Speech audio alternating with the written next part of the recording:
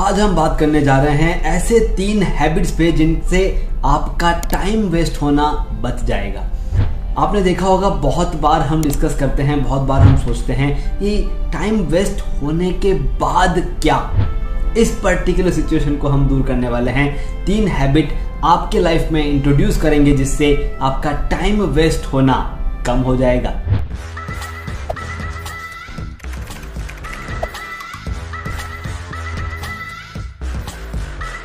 Hello दोस्तों, मैं आपका टाइम मैनेजमेंट लाइफ कोच अखिल बाहेती। दोस्तों, टाइम वेस्ट क्यों होता है, टाइम वेस्ट होने के बाद क्या होता है, ये मैंने अनेक क्लाइंट के साथ डिस्कस करते हुए जानने की कोशिश की और उन पर कुछ सॉल्यूशंस हमने आइडेंटिफाई किए हैं। उन सॉल्यूशंस को मैं आपके साथ आज शेयर करने जा रहा हूं। देखिए, एक बार जब टाइम वेस्ट हो जाता है तब हम कुछ नहीं कर सकते, लेकिन कुछ ऐसी हैबिट्स हैं जो अगर हमारे शेड्यूल में हमारे दिन का पार्ट बन जाए तो हो सकता है कि हमारा टाइम वेस्ट होना धीरे धीरे स्लोली कम हो जाएगा और एक दिन ऐसा आएगा जब आप 100% आपके सोचे हुए सारे टास्क पूरे कर पाएंगे। तो ये 3 हैबिट्स मैं आपके सामने रखने जा रहा हूं जिनकी वजह से आप आपके शेड्यूल में एक अच्छा बदलाव महसूस करेंगे। ऐसा नहीं है कि ये हैबिट्स बहुत डिफिकल्ट है और ऐसा भी नहीं है कि इसके पहले आपको इन हैबिट्स के बारे में बताया नहीं गया है। मे बी आपने इनके बारे में सुना होगा, लेकिन आज हम थोड़ा सा डिटेल में इम्प्लीमेंटेबल मोड में इन हैबिट्स पर बात करने जा रहे हैं। तो हैबिट नंबर 1 है हमारी प्रायोरिटाइज विथ पर्पस। दोस्तों, हम प्रायोरिटी सेट करते हैं, हम सोचते हैं कि कौन सा काम करना है, कौन सा नहीं करना है, कौन सा पहले करना है, ये हम सोचते हैं, लेकिन उसके पीछे का पर्पस हमारा डिफाइन नहीं होता। हमारा मंकी माइंड एक नया पर्पस हमारे लाइफ में क्रिएट कर देता है। वो कहता है कि यार काम बहुत हो गया, चलो थोड़ा सा आराम कर लेते हैं, और हमारी प्रायोरिटी चेंज हो जाती है। हम आराम की तरफ आगे बढ़ जाते हैं और इवेंचुअली उस आराम में फिर वो सोशल मीडिया हो या फिर कोई और चीज़ जिसको हम इम्प्लीमेंट कर लेते हैं और टाइम वेस्ट हो जाता है। हमें क्या करना है, हमें हमारा पर्पस डिफाइन करते हुए प्रायोरिटाइज करना है और एटलीस्ट एक काम रोजाना आपके पर्पस की तरफ, आपके गोल की तरफ बढ़े, ये आपको देखना है।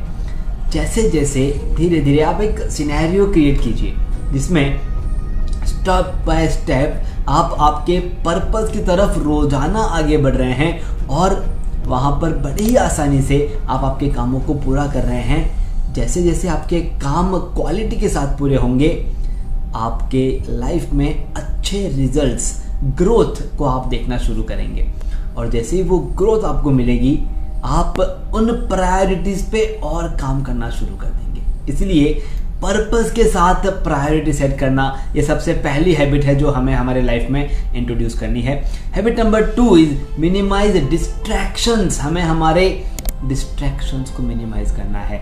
हमें देखना है कि कौन कौन सी ऐसी चीजें हैं जो हमारे ध्यान को अपनी तरफ खींच लेती है। बहुत ही सिंपल है, बस उन चीजों को लिस्ट आउट कीजिए और डिफाइन कीजिए कि इन चीजों पर जब ध्यान खींचा जा रहा है तो वो क्यों खींचा जा रहा है। ऐसी कौन सी चीज है जिसकी वजह से हम उनकी तरफ अट्रैक्ट हो रहे हैं। मे बी वो नोटिफिकेशन हो सकता है, मे बी हमारा कोई कमेंट हो जिसके ऊपर रिप्लाई हो सकता है, मे बी एक पुरानी हैबिट जिसको आप छोड़ना चाहते हो लेकिन छोड़ नहीं पा रहे हो, वो हो सकता है। सो इट्स इम्पॉर्टेंट कि हम चेक करें अपने आप के साथ, एक कैलकुलेटिव वे में आप डिफाइन करें कि कहाँ पर आपका ध्यान भटक रहा है और फिर देखिए कि क्यों वहाँ पर भटक रहा है और स्टेप बाय स्टेप सारे के सारे डिस्ट्रैक्शन एक ही दिन में नहीं आप अवॉइड नहीं कर सकते, लेकिन स्टेप बाय स्टेप एक एक करके हफ्ते में 1 या महीने में 2, जैसे भी आप कंफर्टेबल हो, उनको दूर करना शुरू कीजिए और देखिए एक बेहतरीन नई लाइफ आपके सामने आप आते हुए देखेंगे। तो इस तरह से दूसरी हैबिट जो हमें इम्प्लीमेंट करनी है, डिस्ट्रैक्शंस को मिनिमाइज करना है, रिड्यूस करना है, दूर करना है। ये हम एक्सेप्ट नहीं कर सकते, चलो हम कोशिश करते हैं कि हम उसको मिनिमाइज करें। और तीसरी इंपॉर्टेंट हैबिट जो आपको आपके लाइफ में लानी है वो है रिफ्लेक्ट एंड रिफाइन। जब भी आप कोई नई चीज सुनते हैं, आप क्या करते हैं, आप उसे इम्प्लीमेंट करने के बारे में सोचते हैं। जैसे आज आप मुझे सुन रहे हैं और मैं कोई ना कोई एक टिप टेक्निक आपके साथ शेयर कर रहा हूँ। अब उसे आप सुन रहे हैं और सुनते हुए आप कुछ न कुछ नया बदलाव आपके लाइफ में लाने की कोशिश करेंगे। अब होता यह है कि शुरुआती दिनों में वो बदलाव अच्छा लगता है, उस बदलाव से चेंजेस आ जाते हैं, लेकिन लॉन्ग टर्म में वो बदलाव काम नहीं करता, या फिर उसके साथ साथ जो और थोड़े से बदलाव चाहिए होते हैं वो हम नहीं कर पाते। इवेंचुअली हम उन बदलावों को लॉन्ग टर्म तक नहीं ले जा पाते, या लॉन्ग टर्म तक हमारे टाइम शेड्यूल्स में टाइम वेस्टेज को कंट्रोल नहीं कर पाते।